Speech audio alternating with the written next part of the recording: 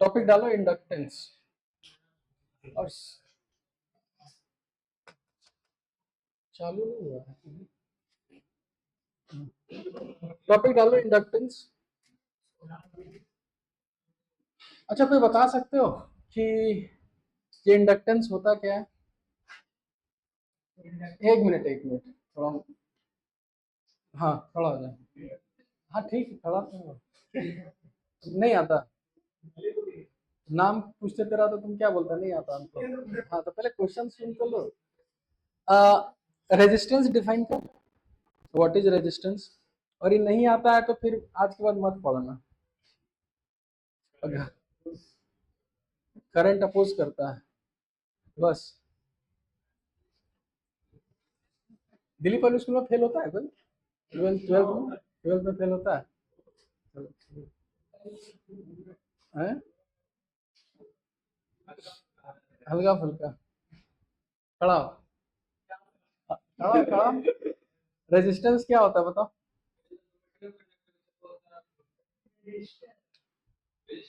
नहीं नहीं, resistance resistance क्या है? इट इज अ, हाँ ठीक है। कैपेसिटेंस चार्ज को बंद कर लेता है, कंज्यूम करता है। हाँ बता बता बता, अरे एक मिनट। हाँ प्रॉपर्टी है जो चार्ज को स्टोर करता है। तू बता।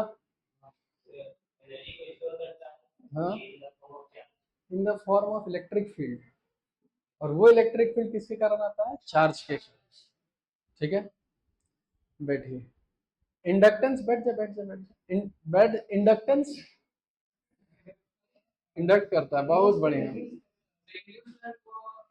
हाँ ट्राई कर कुछ भी ट्राई कर, देखते हैं सही है। इंड्यूस करंट को स्टोर करता हो, चलो बढ़िया बात। और बस देखो, याद रखने का तरीका बता देते हैं। रेजिस्टेंस भी प्रॉपर्टी होता है, कैपेसिटेंस भी प्रॉपर्टी होता है, तो इंडक्टेंस भी प्रॉपर्टी होती है। किसका प्रॉपर्टी? कंडक्टर का। ठीक है, अब ध्यान से समझना। रेजिस्टेंस किसको अपोज करता है? Flow of current. Flow of current मत बोलना, फ्लो ऑफ चार्ज बोलना। फ्लो ऑफ चार्ज को करंट बोलते हैं। ठीक है। कैपेसिटेंस ऐसा प्रॉपर्टी जो एनर्जी को क्या करता है? स्टोर। इंडक्टेंस ऐसा प्रॉपर्टी है जो हमेशा अपोज करता है। और किसको अपोज करता है? चेंज इन करंट को। करंट को अपोज करने वाला प्रॉपर्टी को रेजिस्टेंस, लेकिन चेंज इन करंट को अपोज करने वाले को इंडक्टेंस। लिखिए, inductance is a property, inductance is a property of a conductor. Inductance is a property of a conductor, is a property of a conductor, is a property of a conductor which opposes the, which opposes the change in current in the circuit, which opposes the change in current in the circuit, which opposes the change in current in the circuit। ठीक है, अब देखो इसका एक example बताता है। Example से तुम लोग को समझ में आएगा। कभी जैसे ये तार है ना, कभी तार को स्विच बोर्ड में डालते होगे, स्पार्क करता है? क्यों करता है? अब और जब डालते उसी समय स्पार्क करता है, डालने के बाद स्पार्क करता है? अच्छा, तो डालने के बाद पोटेंशियल खत्म हो जाता है? अच्छा, सेम हो जाता है, फिर करंट क्या बढ़ता है? हाँ ठीक ठीक, अरे ठीक है, ट्राई करता है तो इसी से हम खुश होते हैं, उससे कम से कम ट्राई तो करता है। और कोई वो जब डालते हैं तभी फिर मतलब स्पार्क क्यों करता है? डालने के बाद स्पार्क करना बंद क्यों करता है? अच्छा, चार्ज रहता है और डालने के बाद चार्ज खत्म हो जाता है। अच्छा, इसमें आ जाता है। अच्छा ठीक, और करंट का डिफरेंस सेम हो जाता है। और कोई? या फिर ऐसा भी देखे होंगे, ऐसा भी कि जब दो तार को ऐसे सटाते भी होंगे तब स्पार्क करता है, सटने के बाद स्पार्क बंद हो जाता है। हटाते समय भी स्पार्क करता है।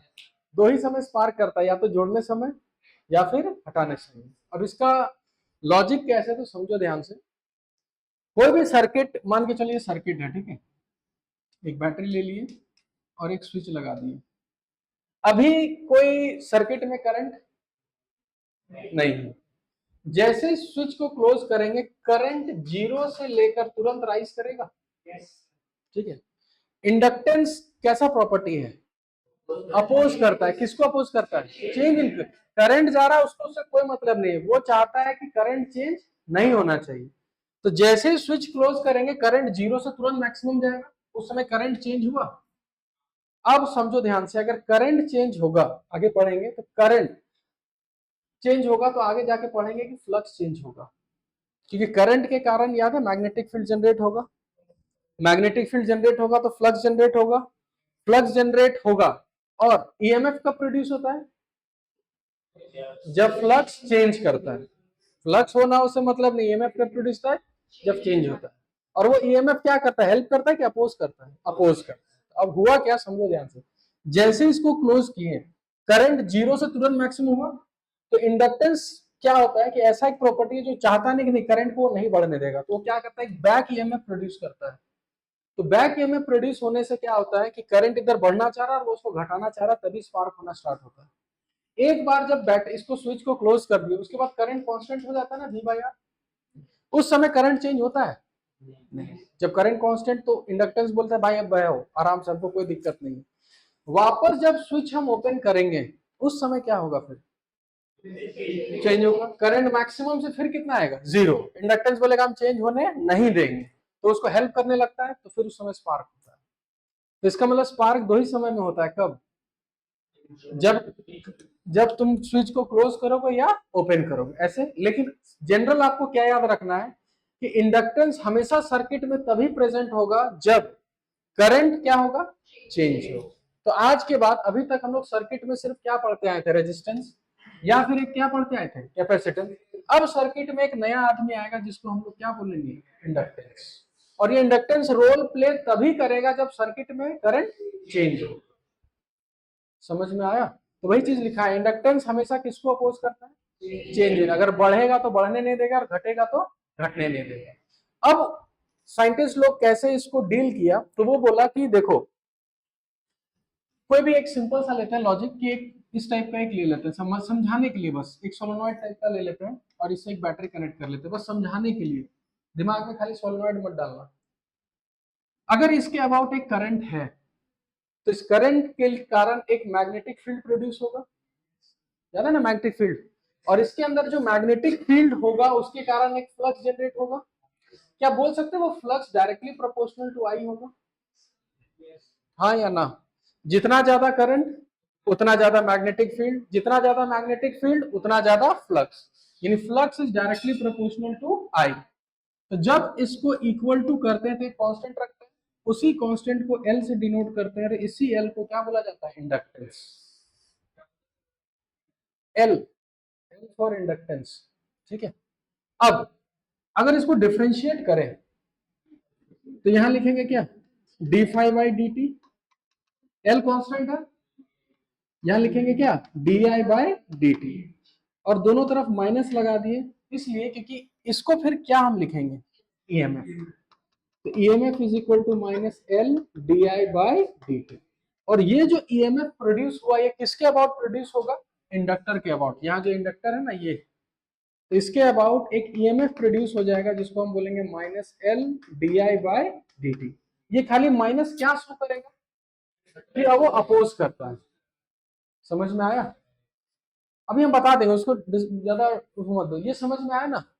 जितना ज्यादा करंट उतना ज्यादा फ्लक्स, तो flux is equal to L I, और इसी एल को हम लोग क्या बोल रहे हैं, इंडक्टेंस। ठीक है। जैसे याद करो V is directly proportional to I,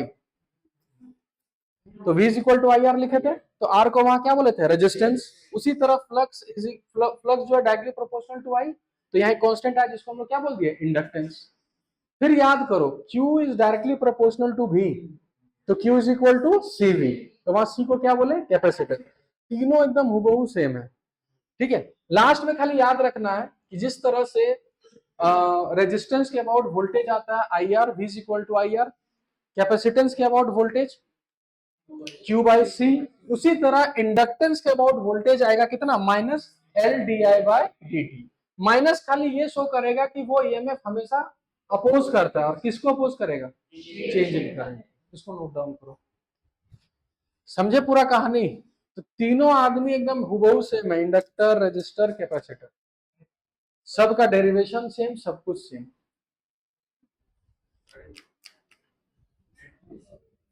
ए क्या हो गया तुम्हें? कौन गरीब आदमी बिना पेन के आता है? अमीर आदमी पेन लेके आता है। तू बेचना स्टार्ट करता है 10 रुपया में।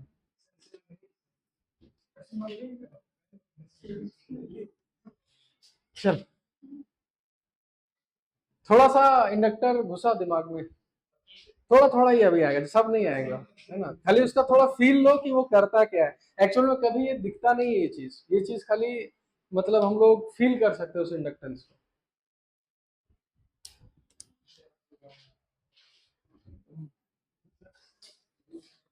तो स्कूल में तुम लोग पढ़ता क्या जब इंडक्टेंस कुछ समझ में नहीं आया? अरे डीपीएस कुछ बोलता नहीं है स्कूल वाला? हैं? नहीं सच में स्कूल वाला कुछ नहीं है, अटेंडेंस अटेंडेंस। हाँ तुम्हारा तो दोनों खराब होगा तब तो कुछ बोलता होगा। नहीं ठीक, रिजल्ट ठीक है।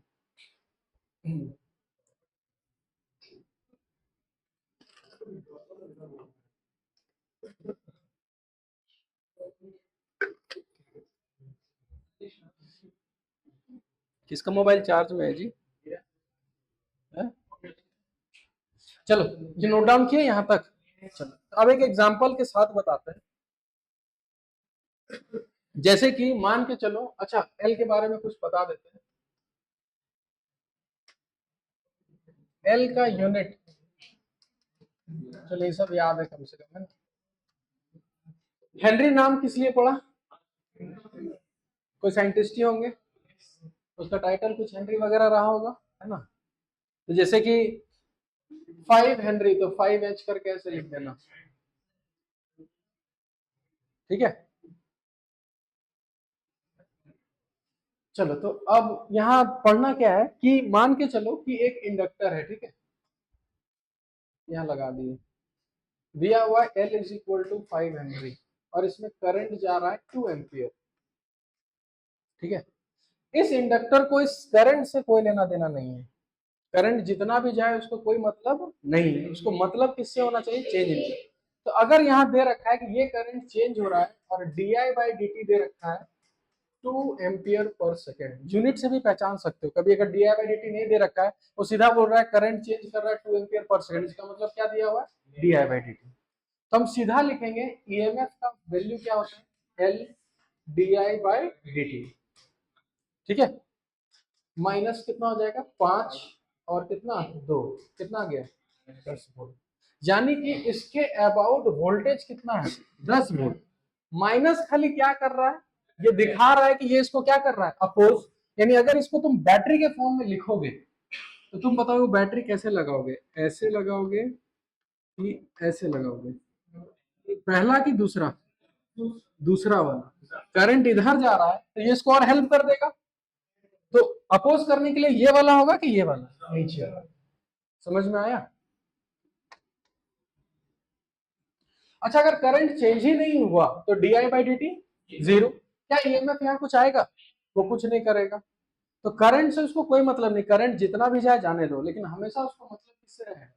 चेंज इन करंट से। अगर यहाँ di/dt माइनस होता है, करंट घटता, तो ये चीज पॉजिटिव होता, तो वो उसको हेल्प करता है कि अपोज करता है? हेल्प करता है। करंट अगर घट रहा तो क्या करता है? हेल्प करता है। तब ऊपर वाला, समझे सब लोग?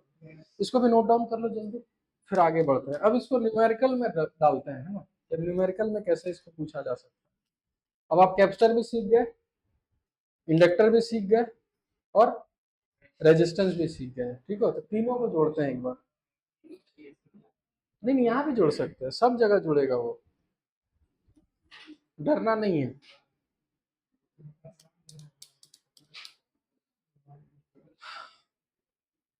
फिजिक्स में जो टफ है खाली एसी तक, बस। उसके बाद ऑप्टिक्स, मॉडर्न फिजिक्स बहुत आसान है। ऑप्टिक्स के लिए हम सीधा बता दे रहे हैं, जिसका मैथ्स में ज्योमेट्री अच्छा है उसको ऑप्टिक्स में कभी दिक्कत नहीं होगा। हाँ? नहीं मतलब एंगल एंगल आना चाहिए एकदम अच्छा खासा। तो उसको इसीलिए पता है उस चैप्टर का नाम बहुत जगह ज्योमेट्रिकल ऑप्टिक्स होता है, उसमें ज्योमेट्री का यूज है पूरा। ठीक है, चलिए हो गया ये।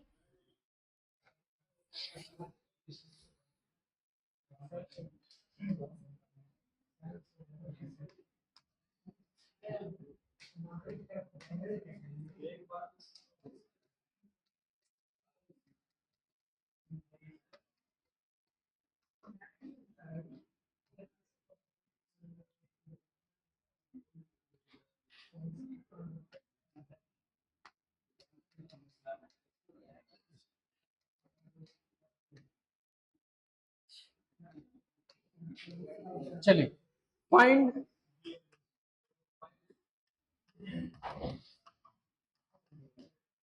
चलो ट्राई करो, ये बस प्रैक्टिस के लिए दिए। बस ए से स्टार्ट करो और कहां तक पहुंचना है, बी तक। हाँ बहुत बढ़िया, good. D I by D T है -2 एम्पियर पर सेकेंड। तो इस समय V A minus V B कितना आ रहा होगा?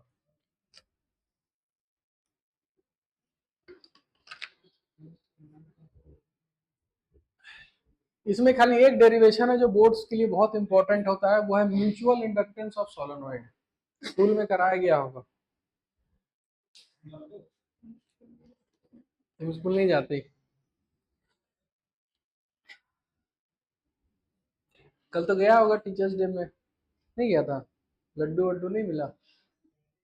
अच्छा लड्डू उधर मिलता है ना, क्या बोलते, चिल्ड्रंस डे में? चिल्ड्रंस डे में लड्डू मिलता है, इंडिपेंडेंस डे में भी।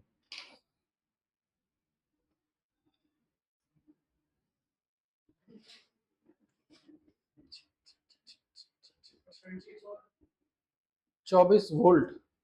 चलिए पहला आंसर 24 वोल्ट।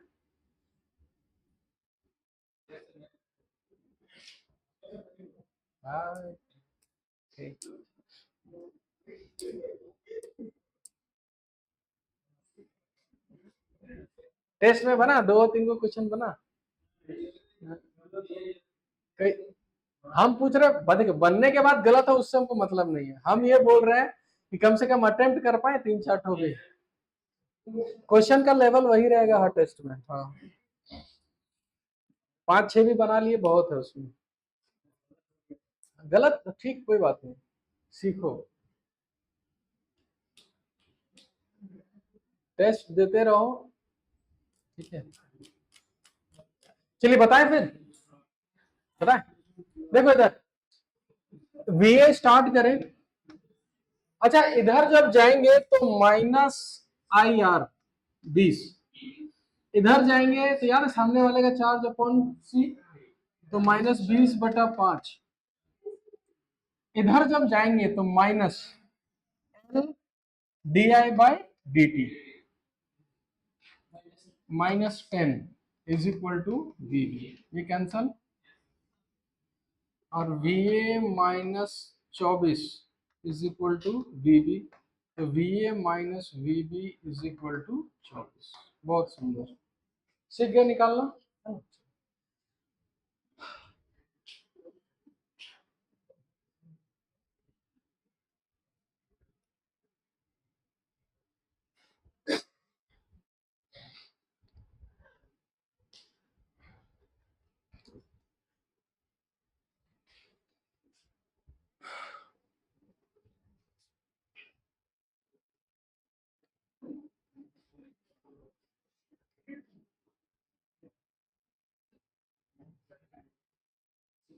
आगे बढ़ा जाए, ठीक है। अब देखो, याद है हम लोग एक टॉपिक पढ़े थे, कैपेसिटर को हम लोग चार्जिंग ऑफ कैपेसिटर पढ़े थे और 3 पार्ट में पढ़े थे। At T is equal to 0, याद आया कुछ? At T is equal to infinite यानी स्टेडी स्टेट, और at any time T. Inductor में भी आपको यही चीज पढ़ना है 3 केस में। पहला case T is equal to 0 में क्या होगा, एट स्टेडी स्टेट क्या होगा, और एट एनी टाइम टी क्या होगा। ठीक है लिखिए, लिखिए ग्रोथ ऑफ करंट, टॉपिक डालो growth of current in inductor, growth of current in inductor, topic डाल लो, growth of current in inductor, topic ही डाल लो पूरा, ठीक है। चलो तो समझो ध्यान से। हाँ, एक रेजिस्टेंस, एक इंडक्टर, एक बैटरी, एक स्विच, आर एल, ठीक है। और हम लोग सबसे पहला केस डालो at T is equal to zero. अच्छा, t is equal to zero बोले या बोले जस्ट स्विच इज क्लोज, दोनों का मतलब सेम। जैसे स्विच क्लोज करेंगे, क्या लगता है इंडक्टर जो होगा, इंडक्टेंस जो होगा वो अपना प्रॉपर्टी शो करेगा कि नहीं करेगा? करेगा। और उस समय वो अपोज फुल मारेगा। यानी कि जब हम क्वेश्चन बनाएंगे simple at T is equal to zero में, सिंपली इस सर्किट को हम लोग ऐसा बना देंगे।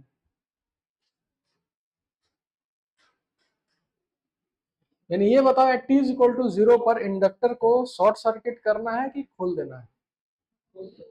याद करो कैपेसिटर में हम लोग पढ़े थे t is equal to zero और at steady state. T is equal to zero में कैपेसिटर को क्या किए थे? स्ट्रेट वायर से कनेक्ट किए थे और स्टेडी स्टेट में खोल दिए थे। यहाँ ठीक उल्टा करना है, T is equal to zero में इसको क्या करना है? खोल देना है। और ये बोल के खोलना है कि T is equal to zero में जैसे स्विच क्लोज करेंगे इंडक्टर सबसे ज्यादा अपोज करेगा। यानी वो करंट बहने देगा कि नहीं बहने देगा? नहीं बहने देगा, इसलिए खोल देना है। दूसरा, at T is equal to infinite, इसका मतलब स्टेडी स्टेट का अगर बात करें, ठीक है, इसी सर्किट को तुम ये बताओ स्टेडी स्टेट में स्विच क्लोज करने के बाद करंट अब चेंज हो रहा होगा कि कांस्टेंट हो चुका होगा? कांस्टेंट हो चुका होगा। जब कांस्टेंट हो चुका होगा, क्या इंडक्टर किसी को अपोज करेगा? नहीं। तो वो बोलेगा भाई आराम से करंट जाओ। इसका मतलब उस समय सर्किट को हमको ऐसे रिप्लेस करना होगा। कैपेसिटर में जो बोले थे इसमें जस्ट क्या है? अपोजिट। समझ में आया? तो याद देखो, याद रखने का तरीका ही बता रहा है। कैपेसिटर में इनिशियली चार्ज रहता है कि नहीं रहता? नहीं रहता। तो वो चार्ज लेता है तो करंट जाने देता है, तो उसको प्लेन वायर से इनिशियली यहां पर ये फुल अपोज मारेगा तो करंट जाने नहीं देगा, इसलिए। ठीक है, एक भी याद रखोगे तो सब याद हो जाएगा। इसको नोट डाउन करो।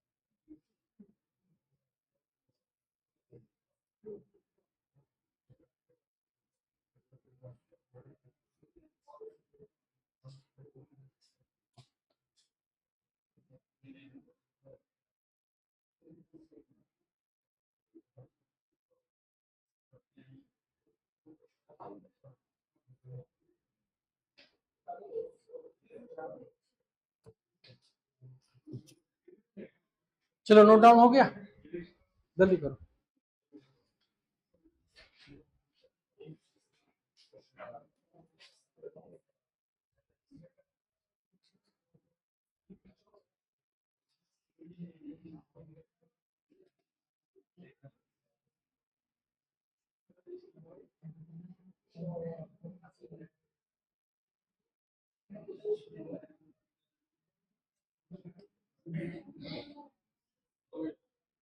हो गया।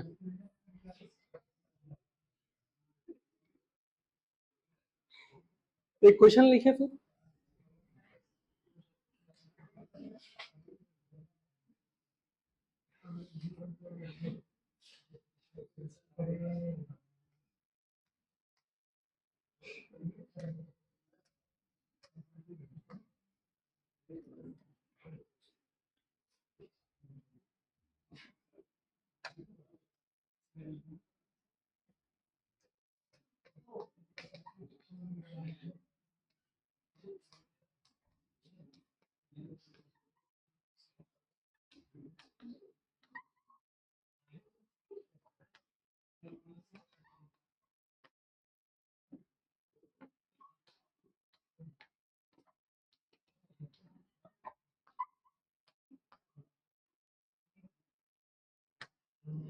Find current through battery just when switch is close.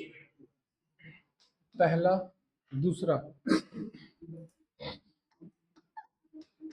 Find voltage across inductor at t is equal to 0।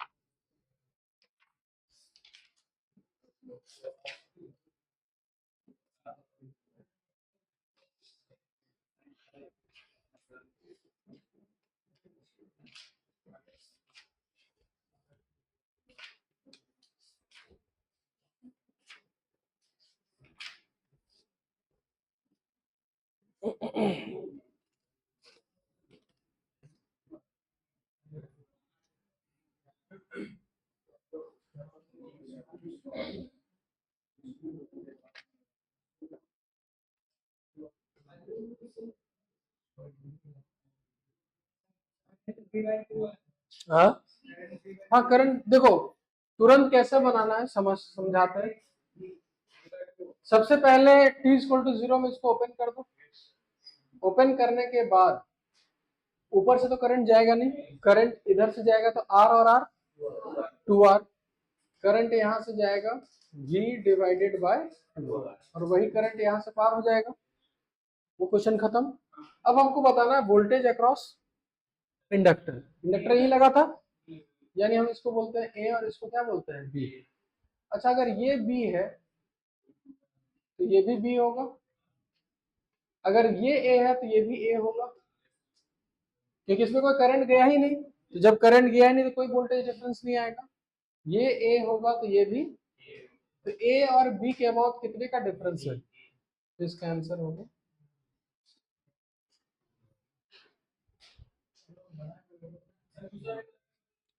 ये वाला।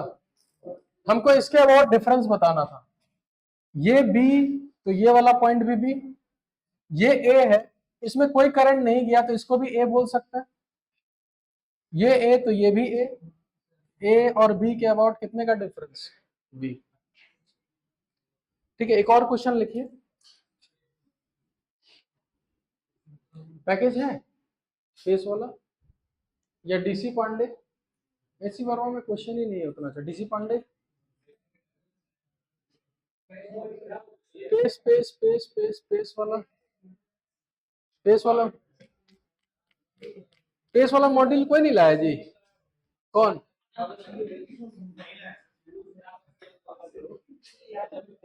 लाया है, देख तो। पास करो, जल्दी जल्दी पास करो।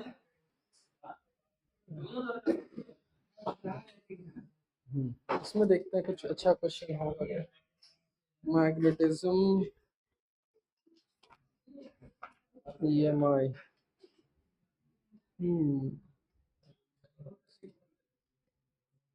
है?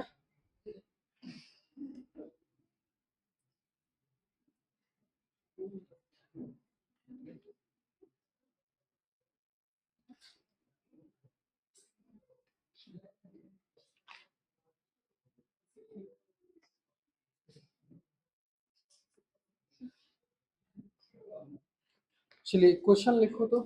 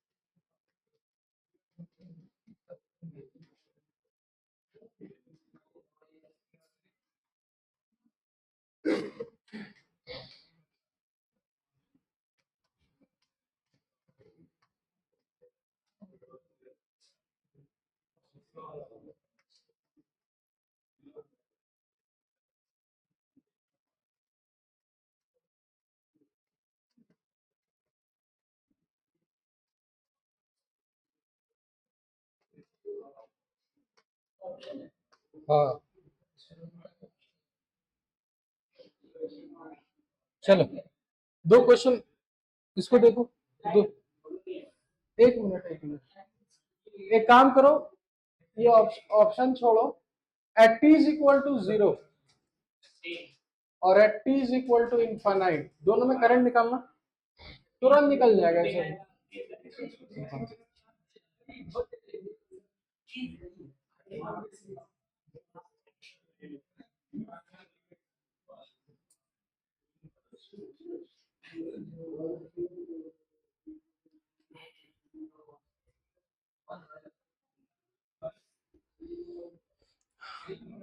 तुरंत बन जाएगा। T is equal to zero में करंट बताओ कितना होगा, T is equal to infinite में कितना होगा।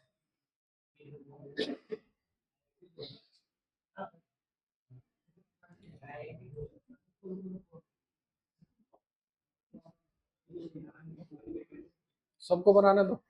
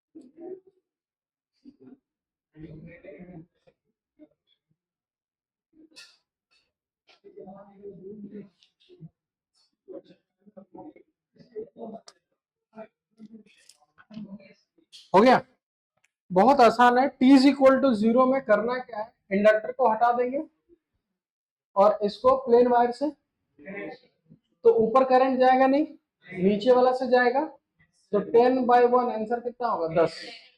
यानी T is equal to zero में करंट कितना है 10।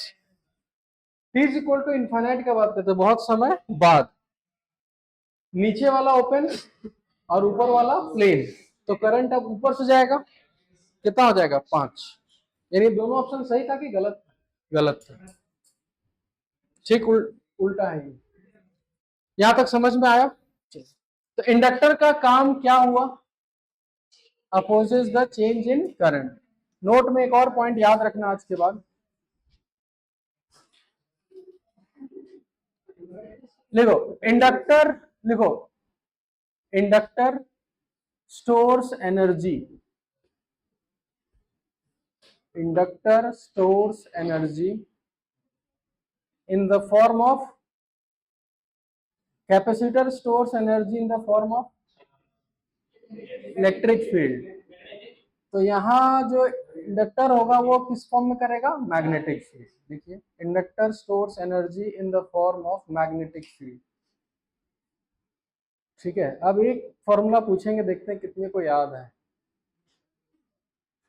वहां जो एनर्जी स्टोर करता था इलेक्ट्रिक, जहां इलेक्ट्रिक फील्ड रहता था वहां एनर्जी होता था, तो याद है वहां एनर्जी का एक फॉर्मूला डिराइव किए हुए थे।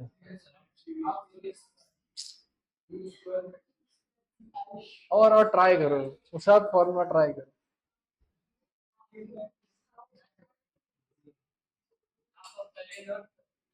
हाँ बहुत सही। हाँ भाई एनर्जी डेंसिटी वही हुआ ना, जहां इलेक्ट्रिक फील्ड होता था वहां एनर्जी होता था, half epsilon not into E square. और ये एनर्जी होता था कि एनर्जी डेंसिटी, यानी एनर्जी डिवाइडेड बाय वॉल्यूम। अर्थ यही एनर्जी है। हम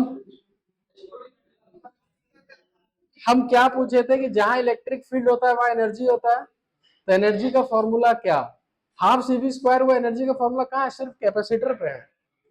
ये एनर्जी का फॉर्मूला जहां इलेक्ट्रिक फील्ड होता है वहां एनर्जी होता है, और उसका formula half square into E square, same to same.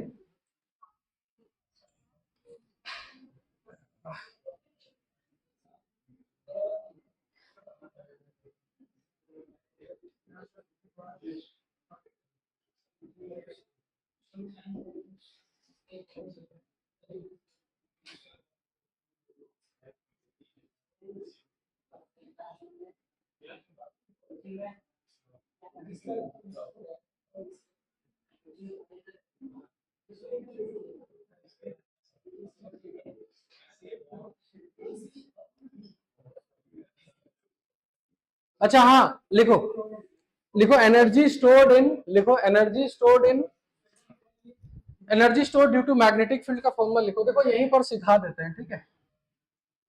Epsilon not को रिप्लेस करना है 1 बाय म्यू नॉट से, और ई को रिप्लेस करना है बी से। तो इसका फॉर्मूला हो जाएगा हाफ, यानी B square divided by 2 mu naught बोल सकते हैं। यही एनर्जी डेंसिटी का फॉर्मूला हो जाएगा।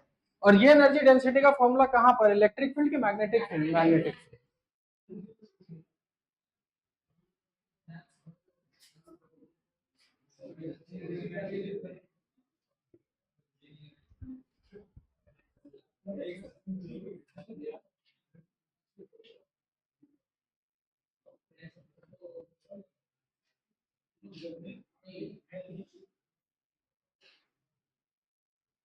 लिख लिए। तो इसका मतलब इंडक्टर क्या क्या करता है, एनर्जी को स्टोर करता है किस फॉर्म में, मैग्नेटिक फील्ड फॉर्म में, ठीक है। और एक चीज और करता है, इंडक्टेंस क्या होता है, प्रॉपर्टी होता है जो किसको अपोज करता है, चेंज इन करंट। बहुत बढ़िया। तो लिखिए एनर्जी स्टोर्ड इन इंडक्टर। अब इंडक्टर में कितना एनर्जी स्टोर होता है वो देखते हैं। ये फॉर्मूला किसके लिए है, जहां मैग्नेटिक फील्ड वहां एनर्जी, ठीक है। अब इंडक्टर में कितना एनर्जी स्टोर होता है वो लिखो, टॉपिक डालो energy stored in inductor, important for boards, वो भी लिख लेना। एनर्जी स्टोर्ड इन इंडक्टर, तो इंडक्टर के अबाउट एक करंट जाएगा कितना, आई एल, और याद है इसके अबाउट एक वोल्टेज आया करता था कितना, minus L D I by D.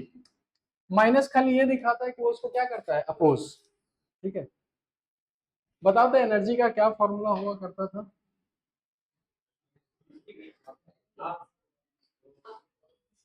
हाँ वो तो हम फॉर्मूला हम थोड़ी पूछ रहे हैं, हम पूछ रहे हैं कि मतलब कैसे हम लोग यहाँ एनर्जी वगैरह निकालें, कैसे तरीका। देखो एक हम ही बताते हैं, ठीक है, टाइम वेस्ट होगा खाली। किसी के अबाउट अगर वोल्टेज पता हो और करंट पता हो, तो एक पावर हम लोग पढ़े थे, वी आई, याद है, I square R, V square by R, और एक पढ़े थे वी इंटू आई। तो यहां हम लिख सकते हैं कि इसके अबाउट जो पावर आ रहा होगा वो वी इंटू आई होगा, पक्का। अब power is equal to V को लिखेंगे L D I by D T, minus नहीं लिखना है कहीं, माइनस खाली क्या करता है, वो अपोज करता है, इनटू आई। पावर को क्या लिखते हैं, what is power, energy by time या rate of change of energy. इसको लिखेंगे D by D T, L I D I by D T. ये डी टी कैंसर, तो DE is equal to L I D I. अगर दोनों तरफ क्या कर दे, इंटीग्रेट, तो डीई का इंटीग्रेशन टोटल एनर्जी ई, और करंट स्टार्ट कहां से होता है, जीरो से, और मैक्सिमम जाएगा कितना, आई तक, एल कांस्टेंट बाहर, आई डी आई का integration I square by two. तो एनर्जी हो गया हाफ एल आई स्क्वायर। याद रखने का तरीका बता देते हैं, इंडक्टर एक स्प्रिंग की तरह दिख रहा है, स्प्रिंग में एनर्जी हाफ के एक्स स्क्वायर, उसी तरह इंडक्टर में energy half L I square, याद रख सकते हैं, ठीक है। ये हाफ एल आई स्क्वायर क्या है, एनर्जी स्टोर्ड है। और कब एनर्जी स्टोर्ड है, जब उसके अबाउट करंट कितना है, आई, तो उसके अबाउट इतना एनर्जी स्टोर्ड रहता है, ठीक है। ये डेरिवेशन हम इसलिए कराएं क्योंकि बोर्ड्स में आता है, इसलिए बढ़िया से इसको रट्टा मार लेना, स्कूल में भी कराया गया होगा।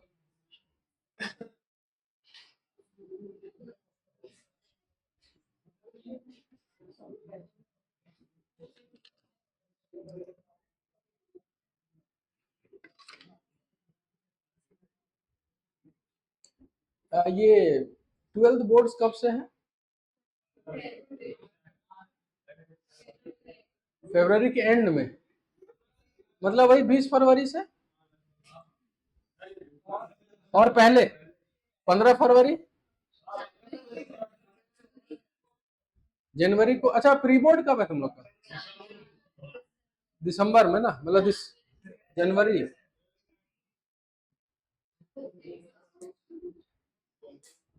जिसको लास्ट में बोर्ड्स में डर लगेगा कि फेल वेल हो जाए, तो हमको कांटेक्ट करना।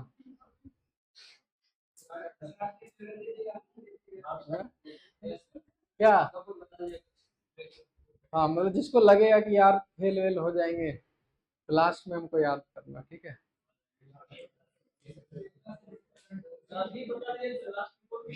नहीं नहीं, मिलना ना, जब फेल होने का कगार आएगा तब मिलना हमसे। हाँ? क्या क्या? हाँ? नहीं, फेल होने से पहले मिलना है। हाँ?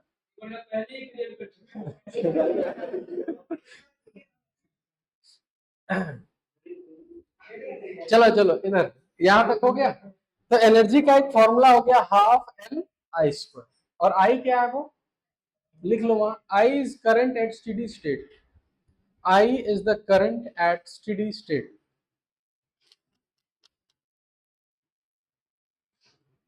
ठीक है, तो एक बढ़िया सा क्वेश्चन लिखिए इतना पढ़ने के बाद।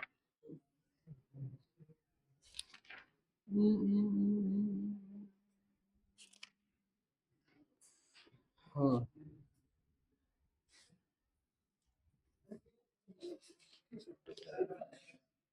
दे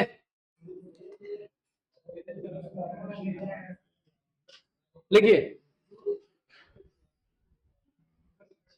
इन द स्टेडी स्टेट, यानी टाइम स्टेडी स्टेट का बात हो रहा है। In the steady state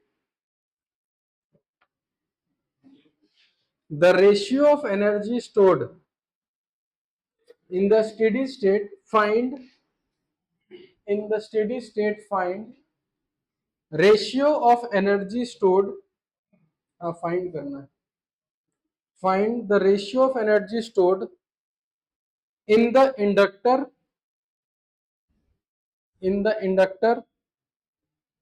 to the energy stored in the capacitor. The ratio of energy stored in the inductor to the energy stored in the capacitor.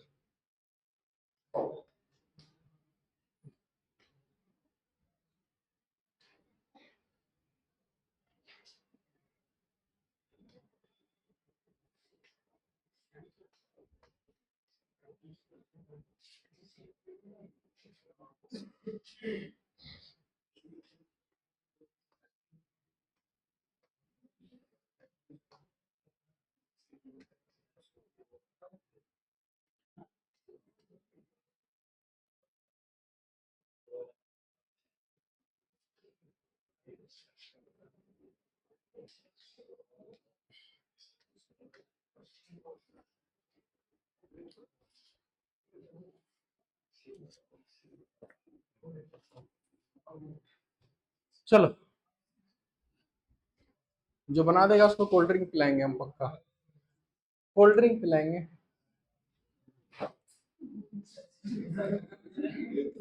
अंगूर खट्टे वाला याद है, एक कहानी हुआ मेरे पास। अंगूर खट्टे हैं। छोड़ो छोड़ो, तुम पढ़ो।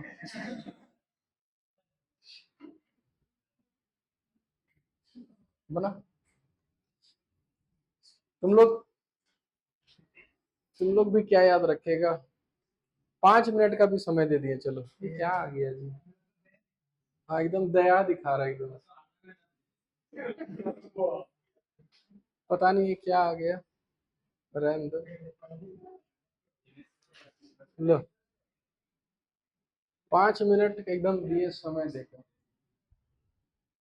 बनाओ। ना ना ना, वो टाइम चलता रहेगा। हाँ, वो हेनरी।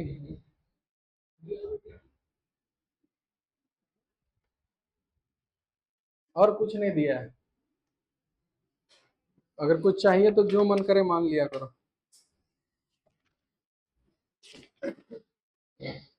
हम्म, हम्म।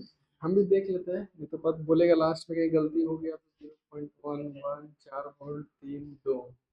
ठीक, क्वेश्चन में कोई गलती नहीं है, बनाइए। थोड़ा हम आराम कर लेते हैं।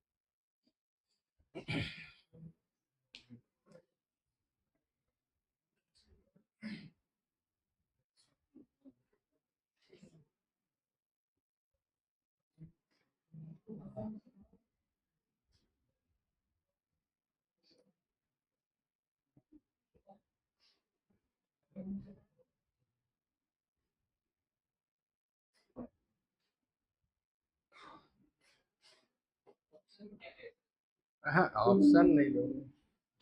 ऑप्शन तो ऑप्शन से बनाता है खाली, हम जानते हैं।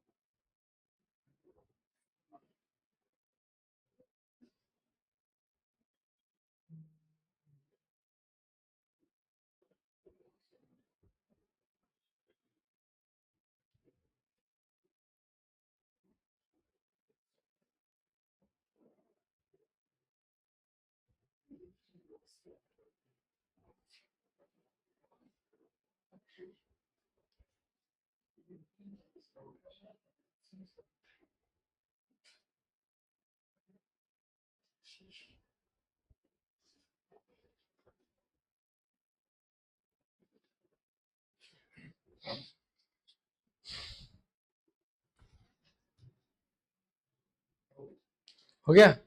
अरे आंसर बताओ, देखते हैं ऑप्शन में होगा तो।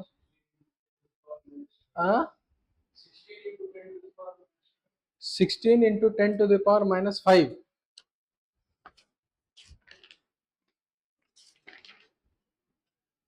सॉरी, 10⁻⁴। सॉरी, 10⁻⁵ ऑप्शन में है। सही है कि गलत है, अब ये नहीं पता। हाँ, अब वो सही कर लेगा, इधर उधर जीरो उरो काटेगा।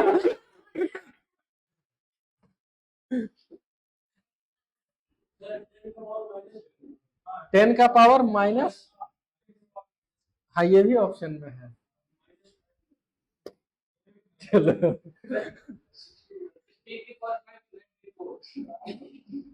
सॉरी।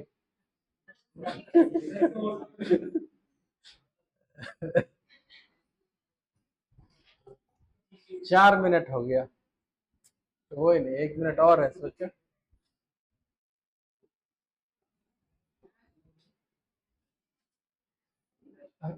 अब सब मिक्स हो जाएगा, रेजिस्टेंस, इंडक्टर, कैपेसिटर, सब कुछ।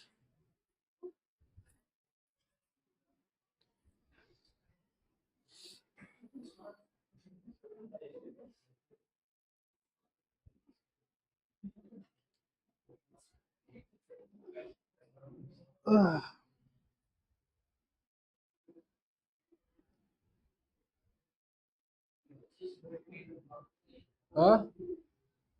10⁻³ ऑप्शन में है। हाँ, 10⁻³ भी ऑप्शन में है। अच्छा, नन ऑफ दिस भी है, तो इसका इसका कुछ भी आ रहा है वो भी ऑप्शन में है। नहीं, हो गया। चलो तो बताएं। हाँ, चल ले ले, तो और 2 मिनट लेते हैं। हाँ? क्या ये ले।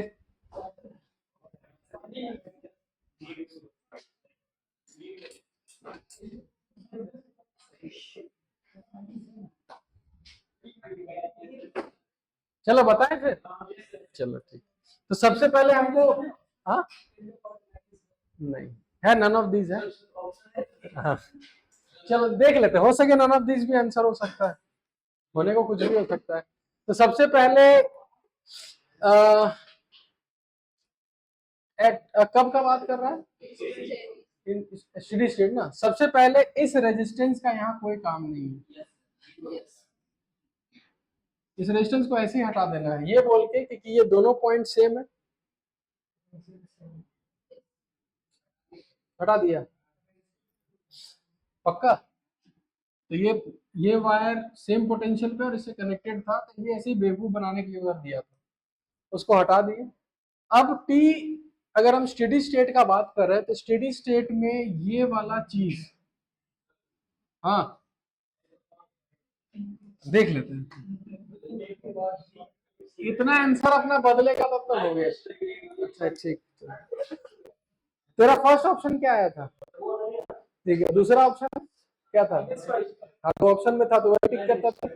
नहीं नहीं वहां ऐसा थोड़ी रहता है। चलो इधर देखो, देख लेते हैं। तो ये ओपन हो गया और ये वाला जो चीज है ये स्ट्रेट हो गया, स्ट्रेट लाइन। तो इसका मतलब जो करंट फ्लो होगा इसी में करंट फ्लो होगा। तो 3 और 1 कितना हो गया? 4, 4/4 1, यानी यहां से 1 एम्पियर जाएगा। तो इससे जो एनर्जी स्टोर होगा उसको लिखेंगे हाफ एल आई स्क्वायर। तो हाफ इंटू एल का वैल्यू हो गया 0.1 इंटू 1 का स्क्वायर, ये कितना हो जाएगा? 0.05। ये निकाले सब लोग। अब इसके अबाउट कितना होगा एनर्जी, तो हमको या तो वोल्टेज निकालना होगा। ठीक है, तो वोल्टेज कैसे निकाले? तुरंत निकाल सकते हैं। अगर ये पॉइंट ए है, ये भी पॉइंट ए होगा। अगर ये बी है तो ये भी बी होगा, ये भी बी होगा, और ये ए होगा। तो ध्यान से देखो, ए बी के अबाउट एक ही 1 ओम है, और यहां से करंट कितना जा रहा है? 1। तो यानी इसके अबाउट कितने का वोल्टेज आएगा? 1 वोल्ट। तो इस ए बी के अबाउट 1 वोल्ट आएगा। ठीक है, कोई कहीं भी डाउट होगा तुरंत पूछना। वोल्टेज आ गया और इसका कैपेसिटेंस दिया हुआ था क्या? 1 माइक्रो करंट। तो एनर्जी का फॉर्मूला होता है हाफ सी वी स्क्वायर। तो हाफ इंटू 10 का पावर -6 इंटू 1 का स्क्वायर। तो हमको निकालना था energy of inductor divided by inductor capacitor. Inductor का, अच्छा हाँ ऐसे लिखते हैं, हाफ इंटू 0.1 ही लिखते हैं, और इधर लिखते हैं हाफ इंटू 10 का पावर -6। हाफ हाफ कैंसल, ये ऊपर जाएगा तो 10 का 0.1 इंटू 10 का पावर +6, तो आंसर आएगा 10 का पावर +5। तुम तेरा क्या,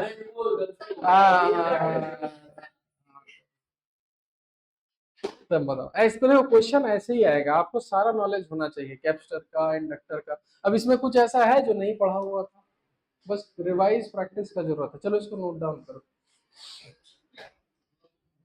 तुम बनाई। बहुत लोग उस 2 ओम में ही फंसे रह जाता है, वो 2 ओम क्या है नहीं है। चलो क्वेश्चंस करके समझ में आ गया ना लगभग, इंडक्टर इंडक्टर क्या है नहीं है।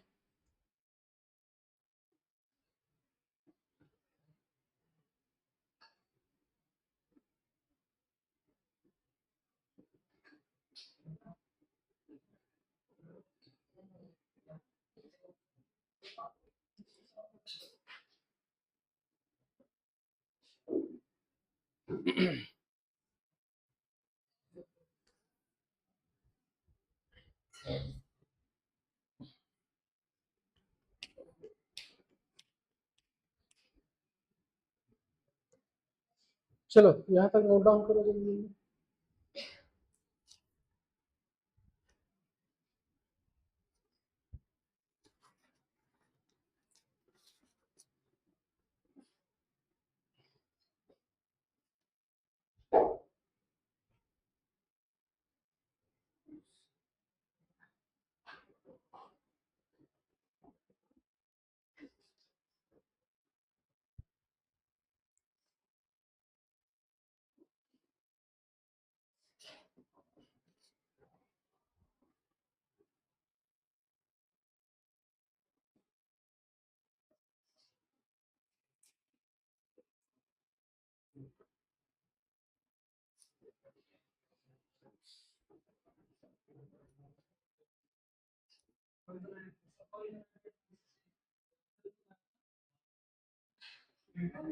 हाँ एकदम ठंडा पिलाएंगे। है ना। अच्छा लास्ट वाला एक घूट दे देंगे, ठीक है। हाँ ठीक।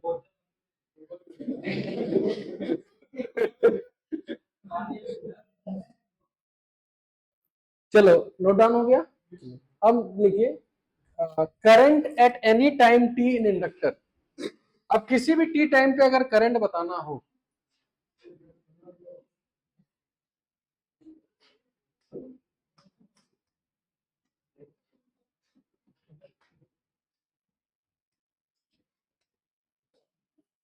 तो कैसे करना है? डेरिवेशन करा दें, ऐसे डेरिवेशन बोर्ड्स में आएगा नहीं। नहीं बताएंगे फिर भी। चलो इधर देख, जैसे स्विच क्लोज किए थोड़ा देर बाद इससे कुछ करंट निकला होगा आई। ये करंट इधर से होते हुए वापस आ गया होगा। तो अगर हम यहां से इक्वेशन लिखना स्टार्ट करते हैं ए से, वी ए, इधर जाएंगे तो माइनस आई आर, इसको जाएंगे तो minus L D I by D T plus V is equal to V A cancel हो गया, ठीक है। अब यहां से v minus I R is equal to L D I by D T. इसको हम लोग ऐसे लिख सकते हैं, देखो तो 1/L into D T is equal to D I divided by v minus I R. देखो मैथ्स वाले लोग फटाफट देखो कुछ लिखवाए हैं।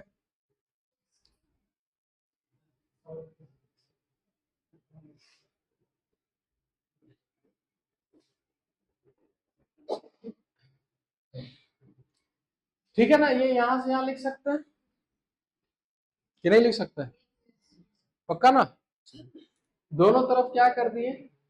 इंटीग्रेशन। इंटीग्रेशन हो ही चुका है तुम लोग का, तो बनाओ ये बोल के कि जब मेरा टाइम जीरो था उस समय करंट भी कितना था? जीरो। तो कोई भी टी टाइम में करंट कितना मान लिए? आई। चलिए थोड़ा मैथ्स भी देख लेते हैं, चलिए फटाफट जल्दी इंटीग्रेट करो। चलिए हमको आई का एक फंक्शन निकाल के दिखाओ।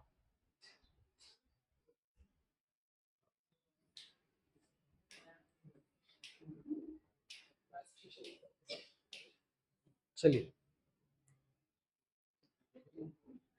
ये पानी दे रहे, पूरा घड़ा भर लिया।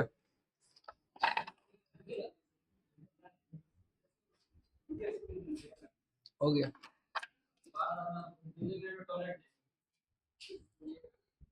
ठीक है। मुद्दे से भटकना नहीं है, इसको इंटीग्रेट करना है। चलिए आ गया।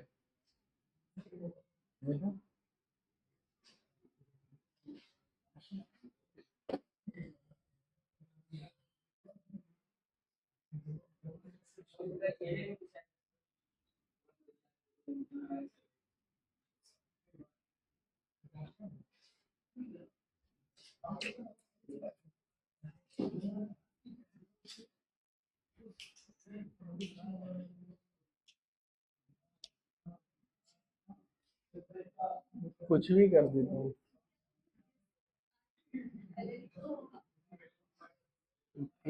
कुछ भी कर देता हूँ।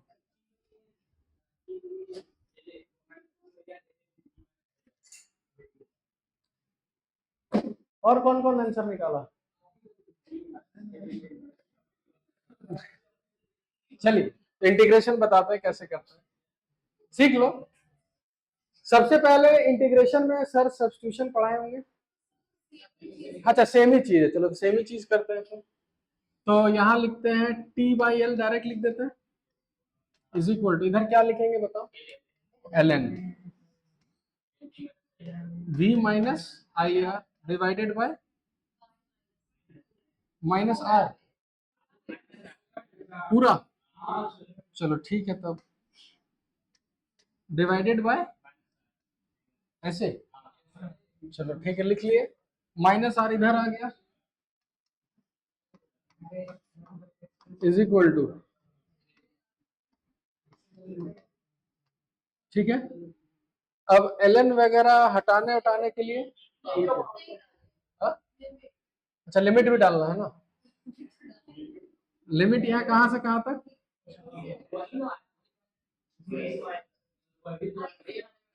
देखो या तो तुम लोग कंफ्यूज हो रहा है या हमको कंफ्यूज कर रहा है, यही आएगा। चलो ठीक है, तो यही से आगे बढ़ते हैं।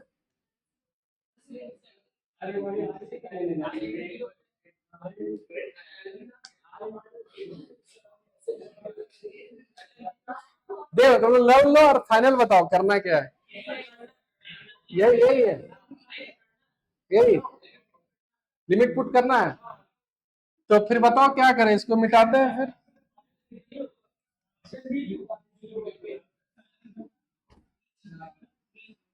हाँ बताओ क्या करना है। हमको तो मैथ्स नहीं आता, हमको थोड़ा बहुत आता है, ठीक है। तो हम लोग ऐसे करते थे कि v माइनस आई आर को z मान लेते थे, है ना, यही करते थे। फिर डिफरेंशिएट करते थे, तो डिफरेंशिएट जब करते थे तो minus D I, sorry minus D I into R, B zero हो गया, is equal to D Z. तो डी आई के जगह लिखते थे minus D Z by R, है ना, इधर वाला नोट डाउन कर लिए ना। रुक जा मेरे पास जगह है, ठीक है, देखो इधर।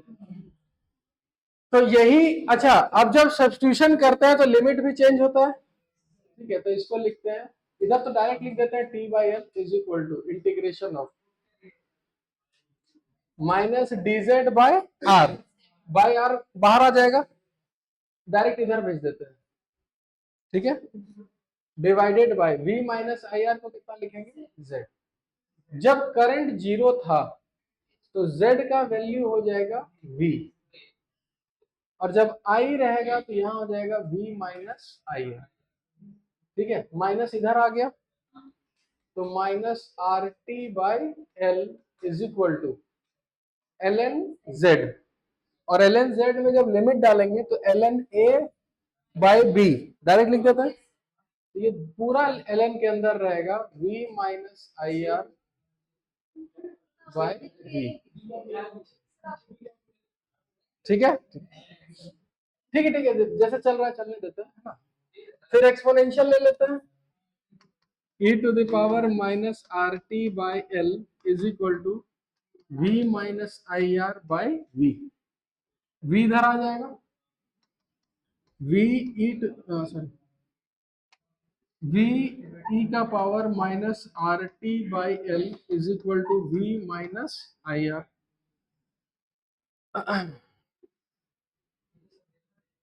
देखा देखा लग रहा है ना। तो इसको इधर ले जाते हैं और v कॉमन ले लेते हैं,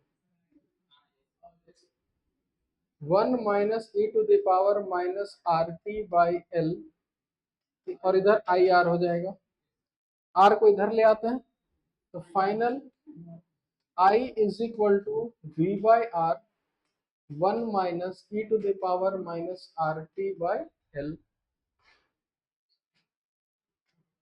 और v बाई आर को क्या बोलेंगे, आई नो।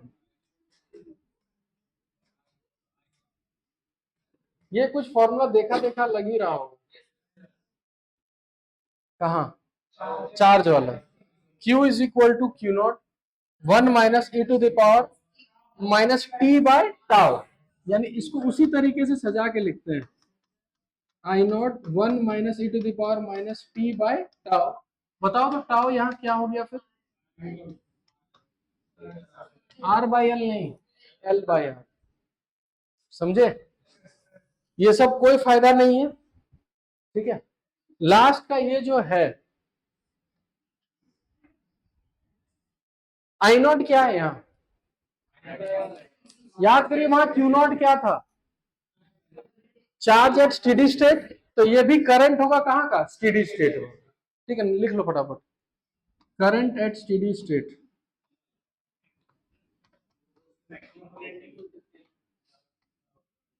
और मैक्सिमम करंट कब होता है? Steady state.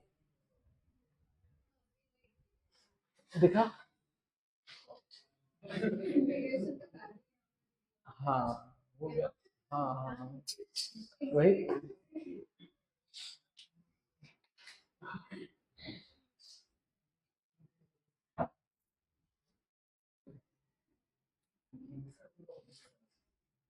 मेरा राइटिंग उतना खराब नहीं है ना?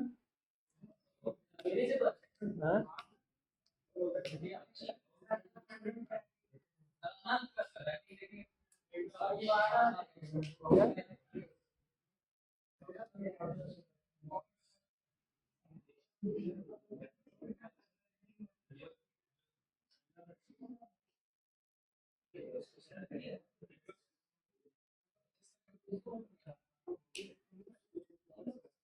जल्दी करो। और इसको करने के बाद आई वर्सेस टाइम का ग्राफ बना दे। वेलोसिटी बोल रहे हैं, ईएमएफ वर्सेस टाइम का ग्राफ बना दो। Draw current versus time graph, draw voltage versus time graph.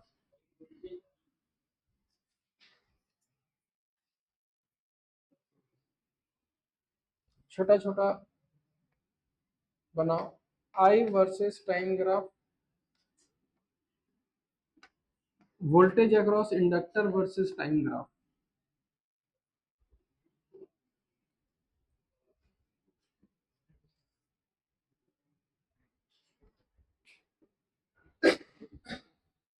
ये उतार लिए सब पूरा?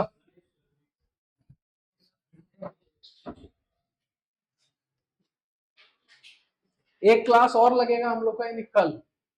ये पूरा जितना बचा खुचा इधर उधर सब खत्म कर देंगे टोटल कल।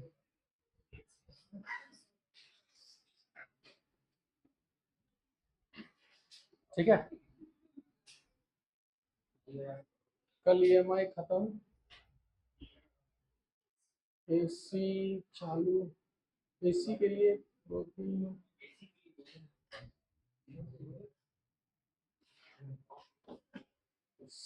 अभी सितंबर आ गया ना, अक्टूबर नवंबर,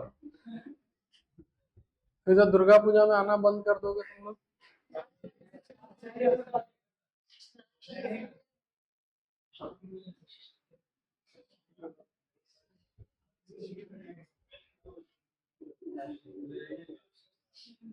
हम अक्टूबर में ही खत्म कर देंगे, चाहे कुछ भी हो जाए। उसके बाद किसी का चेहरा नहीं देखेंगे हम।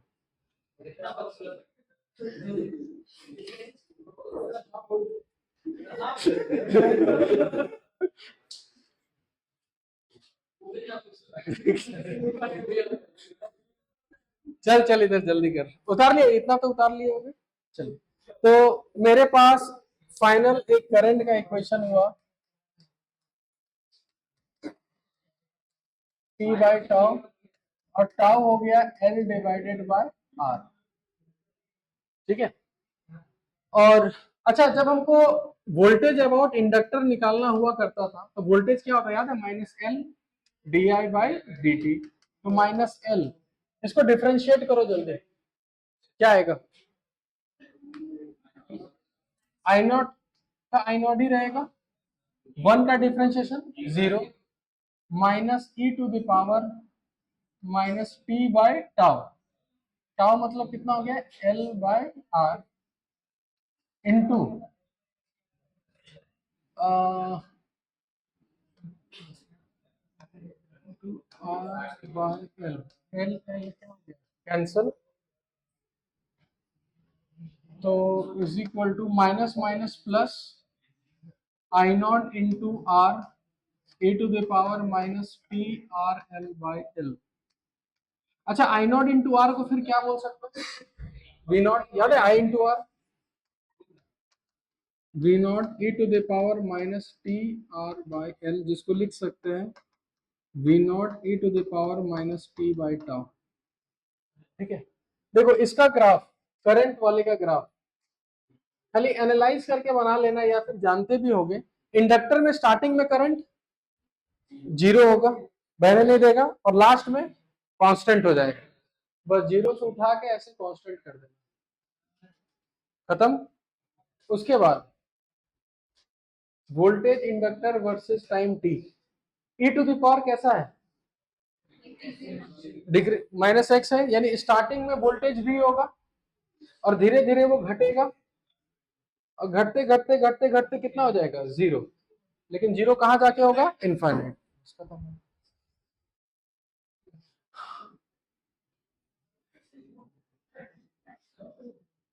अच्छा याद है वहां टाउ कैसे निकालते थे, वहां टाउ का फॉर्मूला क्या हुआ करता था, आर इंटू सी। तो याद है वहां आर इक्विवेलेंट निकालते थे किसके अबाउट, सब भूल गया तुम लोग, आर इक्विवेलेंट किसके अबाउट निकालते थे, किसके, कैपेसिटर के अबाउट। और बैटरी को, और बैटरी को क्या करते थे, रिमूव, शॉर्ट सर्किट करते थे। इतना तुम लोग को आसानी से पढ़ा रहे फिर भी तुम लोग, ये सही बात है। लिखिए, स्टेप्स लिख लिए फटाफट। वही जो स्टेप तुम्हारा चार्ज में है वो पढ़ोगे तो ये रिवाइज हो जाएगा, ये पढ़ोगे तो वो रिवाइज हो जाएगा। फॉर्मूला से लेके सब कुछ सेम है, कहीं कुछ अलग होता तो बोलते। वहां खाली है आर इंटू सी, यहां पर है एल बाय आर। पहला लिखो, इसको उतार लो, उसके बाद हम लिखवाते हैं। हाँ जी,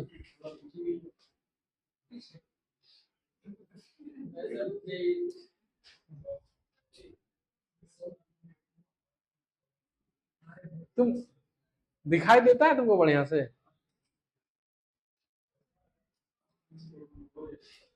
हो गया,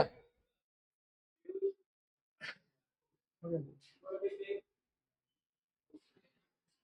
ये भी हो गया, चलो।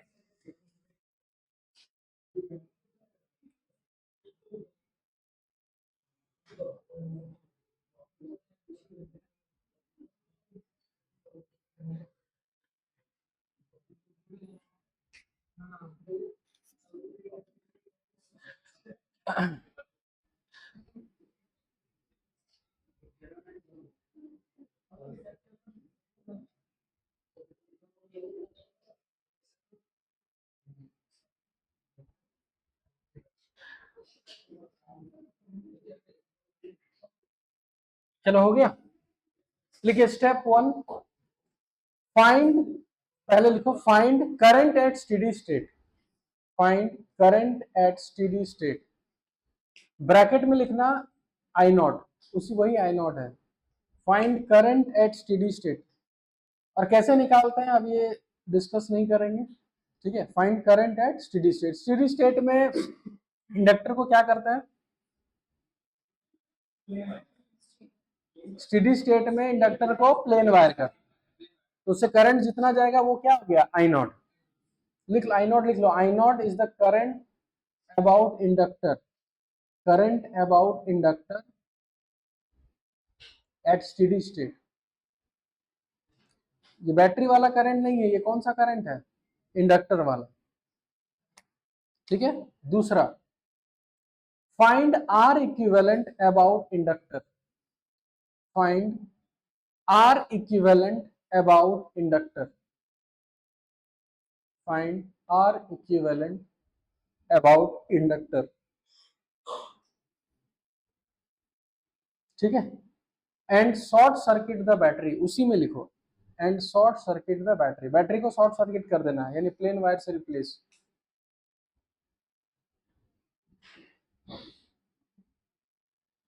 ठीक है। और खाली फॉर्मूला याद होना चाहिए क्या, I is equal to I naught 1 minus E to the power minus T by tau, और टाउ क्या है, एल बाय आर इक्विवेलेंट। लिख लो tau is equal to L by R equivalent, अब वहां एल बाय आर को R equivalent लिख देंगे, tau is equal to L by R equivalent, ठीक है। ये हम लोग पढ़े किसका, किसी भी टी टाइम में कितना करंट है, ठीक है, ठीक है। और इसमें अभी करंट बढ़ रहा है कि घट रहा है, बढ़ रहा है। ठीक है, नेक्स्ट टॉपिक डालो, डीके ऑफ करंट, मतलब अब करंट घटेगा। डीके ऑफ करंट, याद है वहां डिस्चार्जिंग ऑफ कैपेसिटर। डायरेक्ट अब फॉर्मूला बताओ डिस्चार्जिंग का, अब उतना डेरिवेशन नहीं करेंगे। कैपेसिटर का डिस्चार्जिंग का फॉर्मूला, हाँ कैपेसिटर का ही, Q is equal to Q naught E to the power minus T by tau. यहाँ डायरेक्ट लिखेंगे I is equal to I naught E to the power minus T by tau, और यहाँ tau को फिर से लिखेंगे L बाय आर इक्विवेलेंट। और ये आई नॉट कब, ये क्यू नॉट कब का टाइम चार्ज होता था, P इक्वल टू 0 का। जब डिस्चार्ज होता है तो मैक्सिमम चार्ज कब होता है, स्टार्टिंग में। तो ये स्टार्टिंग का चार्ज है, और ये भी करंट कौन सा है, स्टार्टिंग वाला।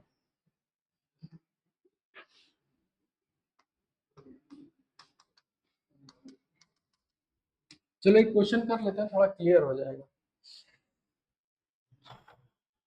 अच्छा, क्वेश्चन करने से पहले एक क्वेश्चन हमको और डिस्कस करना है।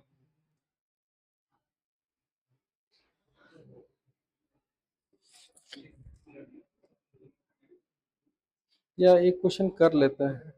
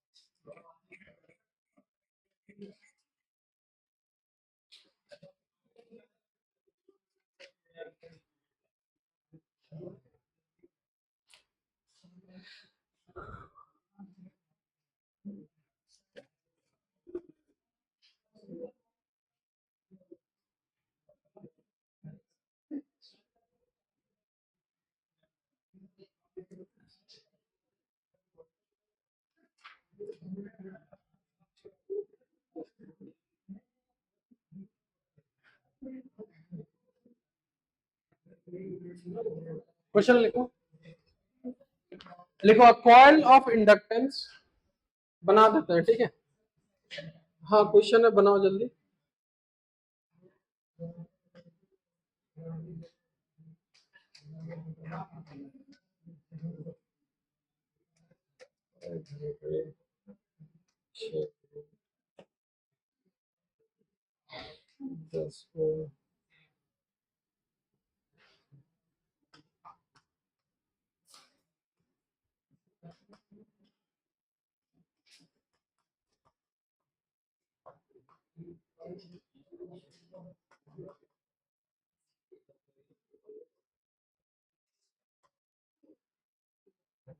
बनाइए इसको जल्दी।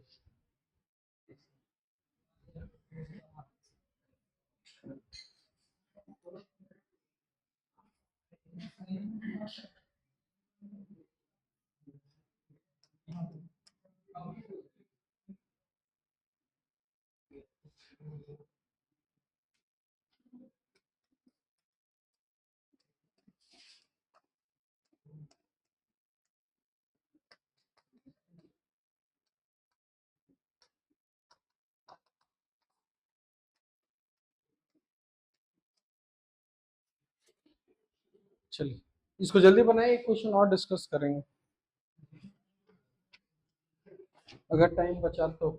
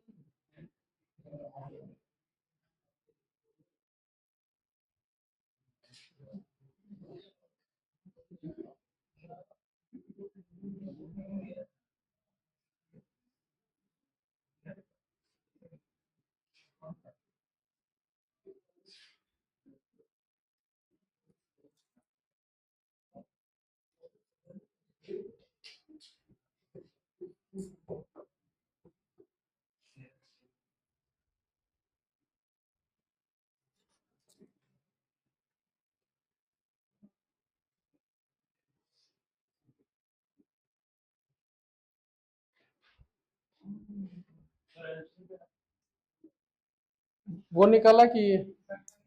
तो ये निकालो, वो 3/10, ये भी निकाल। वो हम खुद से दिए हैं, ये ऑप्शन में है।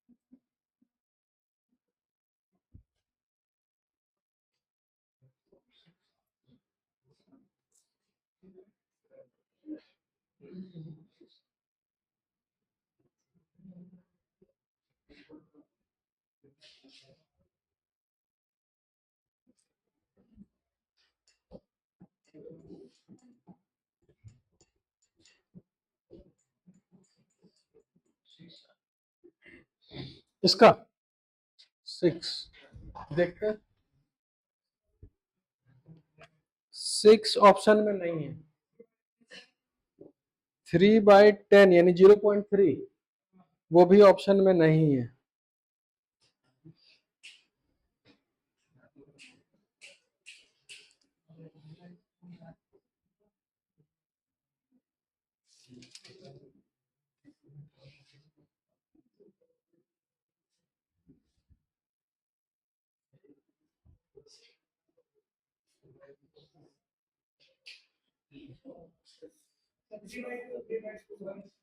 थ्री बाई टू 1.5 ऑप्शन में तो है, और 1.5 का आधा 0.75 भी ऑप्शन में है।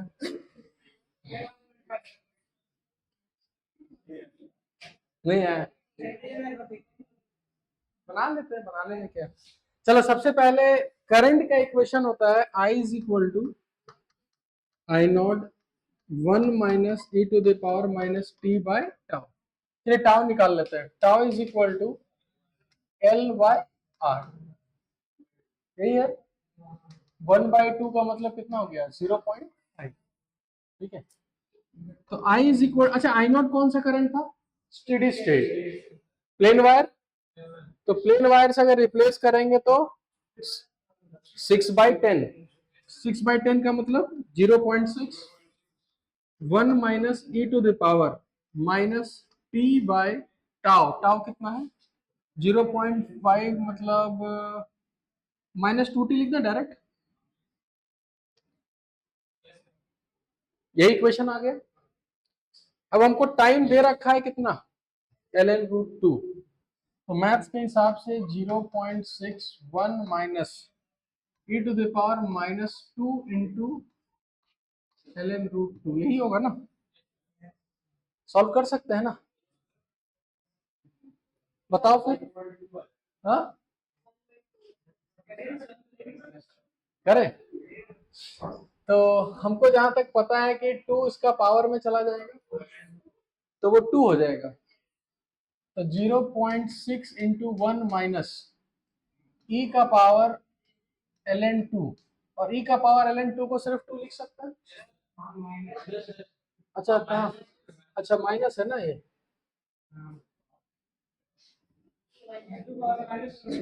तो कितना कितना हो जाएगा, 2 माइनस तो 1/2।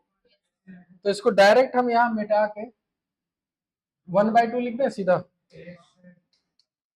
1/2 का मतलब हो गया 0.5, 1 माइनस 1/2 0.5, 0.5 इंटू 0.6,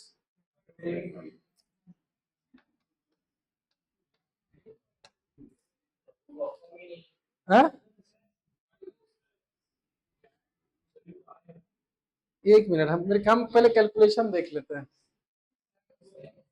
अ,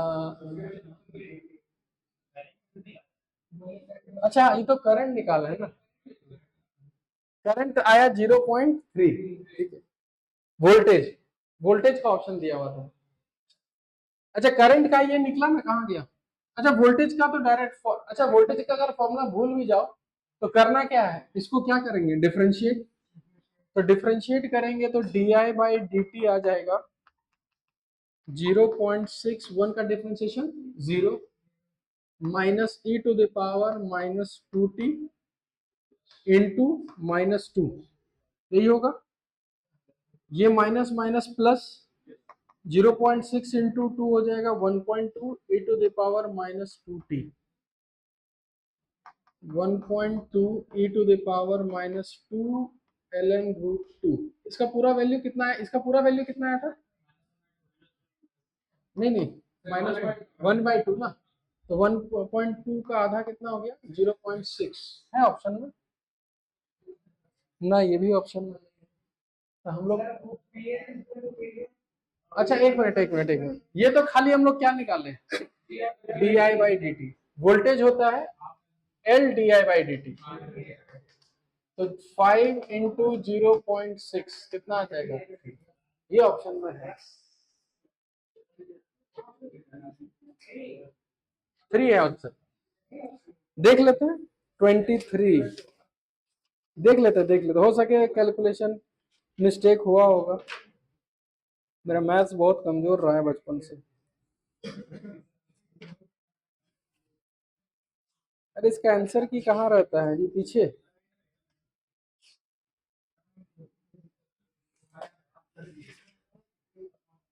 ईएमआई, ईएमआई का JEE main exercise, JEE main exercise का क्वेश्चन नंबर 23, 23 का ए, हाँ 3 वोल्ट आंसर है। हाँ जी अब पूछो। क्या क्या क्या टूटी को, हाँ यहाँ पुट करके डिफरेंशिएट करेगा। अच्छा एल एन ये वाला,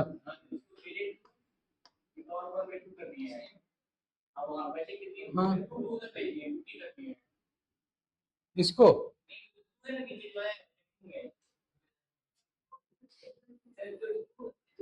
हाँ हाँ हाँ क्या, अच्छा यहाँ तुम बोलना चाह रहे हो कि इसको यहाँ पर t का वैल्यू अगर पुट करोगे 2 कैंसिल होकर डायरेक्ट ln2 आएगा, और उसको फिर डिफरेंशिएट करेगा तो, अच्छा आंसर आ रहा है डायरेक्ट, कैसे नहीं आएगा जी? तू आंसर किसका चेक कर रहा है, आई का कि ईएमएफ का? आई का आंसर है 0.3, चेक कर लेते हैं, देख लेते हैं। 0.61 minus E to the power -2 half ln2, ये कैंसिल हो गया, ठीक है। तो 0.61 माइनस ई का पावर ln 1/2 हो जाएगा 0.6, ठीक तो है जी। चलो ये हो गया ना, सबको समझ में आया ना, कोई डाउट कंफ्यूजन दिक्कत? आधा तो मैथ्स है इसमें, थोड़ी कुछ यहाँ फिजिक्स है जी।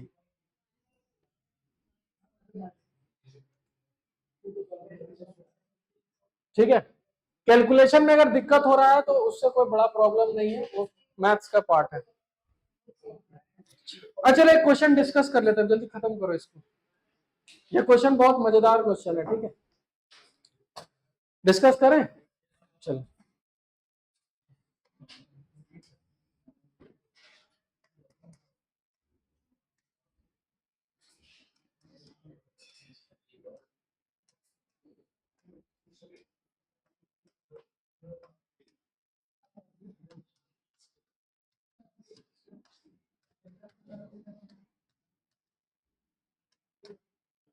देखो एक सर्किट ऐसा बना हुआ है और दोनों बल्ब जो है ना B1 और B2 दोनों आइडेंटिकल है, हूबहू सेम है।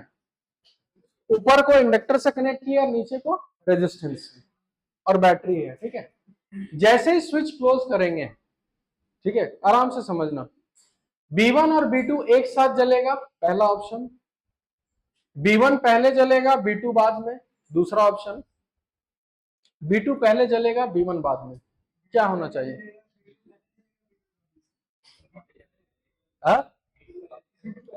B2 पहले जलेगा। रीजन?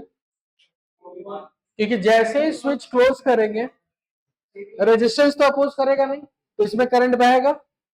इनिशियली इंडक्टर करंट को क्या करेगा? अपोज करेगा, तो बल्ब को जलने नहीं देगा। यानी इनिशियली B2 ग्लो करेगा और B1 नहीं करेगा स्टार्टिंग में। फिर धीरे धीरे क्या होगा? करंट उसमें बढ़ेगा।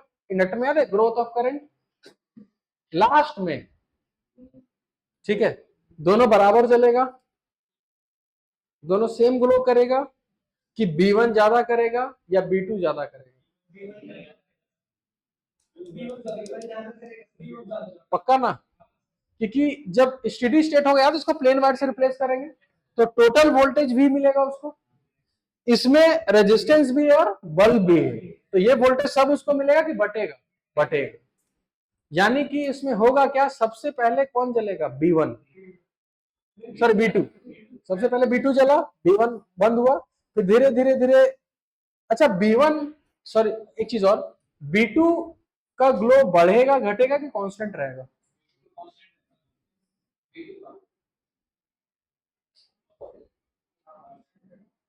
कांस्टेंट रहेगा, क्योंकि ये पार्ट और वो पार्ट पैरेलल है ना जी, तो इसको भी पूरा वोल्टेज भी, उसको भी पूरा वोल्टेज भी, तो इसको जो वोल्टेज मिलेगा वो फिक्स ही रहेगा। तो B2 पहले जैसा ग्लो करेगा, बाद में भी वैसा ही ग्लो करेगा। B1 कैसा होगा? धीरे धीरे बढ़ेगा, और बढ़ते बढ़ते B2 से भी ज्यादा बढ़ेगा। समझ में आया? इस टाइप का बल्ब वाला क्वेश्चन आता है इंडक्टर के केस में।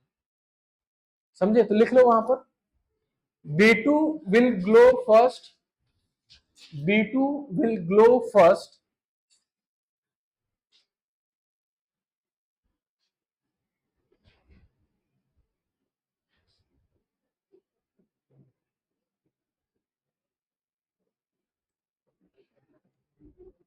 B2 will glow first,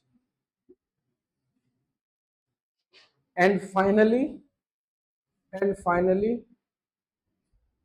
B1 will glow, B1 will glow more than B2.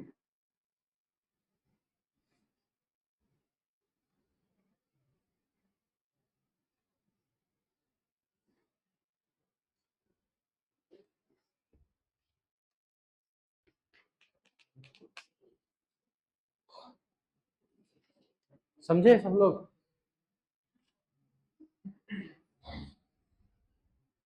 ठीक है, तो मैक्सिमम लोग EMI का खत्म कर चुके हैं, इंडक्टर वगैरह सब कुछ पढ़ ही लिए। इसमें कुछ कुछ डेरिवेशन है जो करा देंगे नेक्स्ट क्लास में। एक होता है सेल्फ इंडक्टेंस, एक होता है म्यूचुअल इंडक्टेंस, दो डेरिवेशन। और ट्रांसफॉर्मर AC में पढ़ाएंगे, जनरेटर भी पढ़ना है, ये सारा AC में है। यहाँ AC और DC जनरेटर जो है ना, वो उसमें पढ़ाएंगे, ठीक है। और इसमें एक होता है series and parallel of inductor. वो कोई, जैसे कि रेजिस्टेंस का सीरीज पैरेलल पढ़े थे, उसी तरह इंडक्टर का भी सीरीज पैरेलल होता है, सेम होता है। बस यहाँ सीरीज वाले में पैरेलल वाला फॉर्मूला, और पैरेलल वाले में सीरीज वाला फॉर्मूला, यानी जैसा कैपेसिटर का हाल है वैसा इंडक्टर का, ठीक है। और हमको नहीं लगता और कुछ बचा है।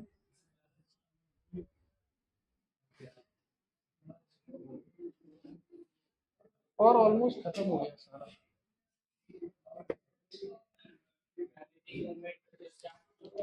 हाँ बोला, वही बोला, बचा खुचा सब नेक्स्ट क्लास में।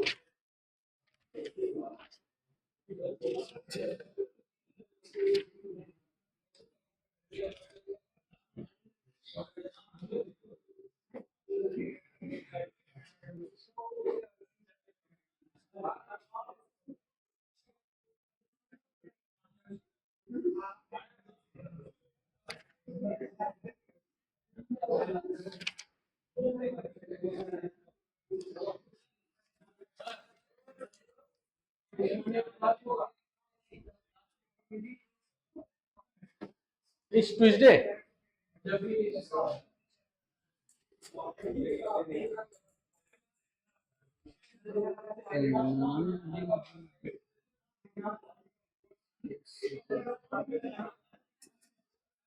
एक काम करते हैं, सुनो, अरे इधर इधर इधर, इस ट्यूसडे क्लास रख देते हैं। फायदा ये होगा कि ट्यूसडे सैटरडे संडे एसी खत्म हो जाएगा पूरा, मतलब नेक्स्ट वीक में पूरा एसी तक खत्म कर लेंगे और उसके बाद फिर ऑप्टिक्स चालू। हाँ, ट्यूसडे को खाली हम ही रखेंगे कि और भी कोई क्लास है? 11 का क्लास है। हाँ, मंडे को स्कूल जाना है।